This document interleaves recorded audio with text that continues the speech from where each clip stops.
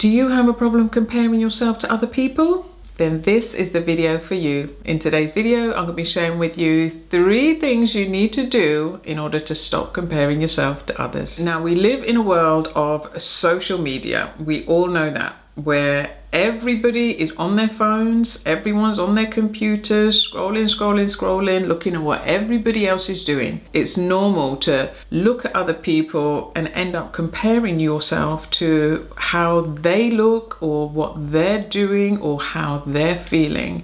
We are human beings, and it's just a normal part of what everybody goes through in life. However, we all know that it is very unhealthy to be doing this. We all know that this is just not good for the mind, the body, or the soul. Why do we do it? Well, we are bombarded with images, with pictures, with videos of people looking skinny, eating healthy, in these loving relationships with tons of money, traveling every 5 seconds. We are inundated with seeing images and pictures of people doing things or being in positions that we would like to be in. And we all know that, yes, this may be true for some, and it is true for many. It really is true for many. Not everybody is faking it until they make it. There are people that have a whole ton of money, that have loving relationships, that are traveling every 5 seconds, that do have a beautiful figure. So we know that it is the reality for some people, but we also know that with the rise of social media, it's very easy to fake a lot of things that are on there. We know back in the day, it was before social media, it was magazines and how things are photoshopped. Now it's filters on everything. It's apps that can change everything. We know that is the truth of the world that we live in right now. It's important to stop and really not to compare yourself to people who are at maybe 100 when you're at 0, or you're at 10, or you're at 20. The journey of somebody getting to where they are now, you may have no idea where they started from. You're just seeing this end result of, let's say it's fitness and having a really great physique and really chiseled and toned. That person maybe is getting up at 5 o'clock in the morning to go to the gym to do the workout, is maybe eating super healthy, drinking everything super healthy, getting the sleep that they need, cutting out sugar. It's important to really understand somebody's full journey before we look at comparing ourselves to somebody's end, and we're comparing it to our beginning and our middle.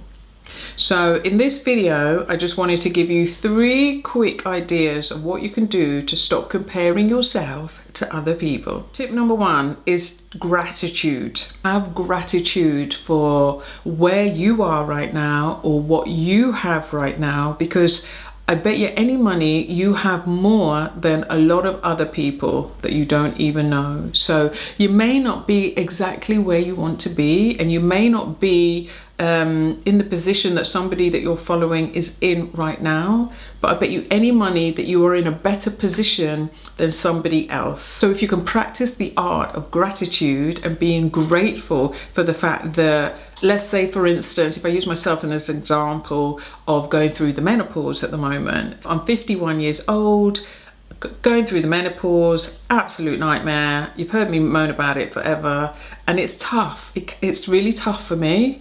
But I realised that there were a lot of women that didn't get to 51. So I may not be through the menopause yet, and I may still be having to deal with a lot of symptoms and a lot of issues with it, but it's actually a blessing to have gotten to this age in the first place. I just have to be grateful and say, thank you, God, that I made it this far. This too shall pass. This is just a process that every woman has to go through. It's just a journey, and I will come out the other side. So if you can practice gratitude for where you are right now, knowing that things will change if you make the change, put in the work to change, things will and can change, and you will be where it is that you want to be. So practice gratitude, practice thankfulness for where you are at the present moment and everything that has come before, and knowing that things will improve as you move forward. Okay, point number 2 is to focus on your strengths. So instead of looking at everything that, you feel you can't do and maybe it's just not your best asset, best skill, focus on what you are good at, what you can do, where you are strong. Our mind always automatically wants to go to the negative. So we have to train the brain to focus in the other direction and focus on the positive. So yes, you may not look physically how you might want to look, but if you look at the good parts of your body, what is good about your body? It could be that you got beautiful eyes, or you got a beautiful smile, you got a great backside. You may have a bit of a belly, but you got a great backside, you got a great booty. So it's focusing on the good parts of you. What do you love about yourself? Or if it's something to do with work and business, what are you good at? What are you strong at? Like, I could probably say for myself, again, another example, camera. Like, I've done some filming work in the past, and they always would say to me, "You're so good on camera." I don't know why, I'm just good. But if you put me in front of a room of people to do public speaking, no. Bye, Felicia. I'm scared. I am so scared of public speaking. That's just not my thing. Just the thought of it. So I stick to the camera and I'll talk to you through the camera. So it's finding your strengths, finding what you're good at, and focusing on those and not looking at what everybody else is doing. If you're not meant to be a public speaker, forget that. Talk to the camera or do something else. Talk in small groups if talking to people scares you. You don't have to be the big person on the stage, or you see all these people, these big speakers, and they've got thousands of people in the audience, and you would like to be able to do that, but then really you don't really want to do that. You just want what comes with it. You know what I mean? So tip number 2 is focus on your strengths and not your weaknesses. And then tip number 3 kind of rides off the back of that, in the fact that you are not competing with other people. You are only competing with yourself. So stop looking at where everybody is. Because I'm just using myself as an example, where I'm 51, and sometimes I would get so annoyed because it would always be focused on the millennials, and it's always about all these people doing amazing things. Forbes 30 under 30. It's always about these youngsters and everybody. And I'm too late, because the world says you have to be young and everything's a bit about young, and oh no, I'm too late, and why bother starting? And it's never going to happen for me.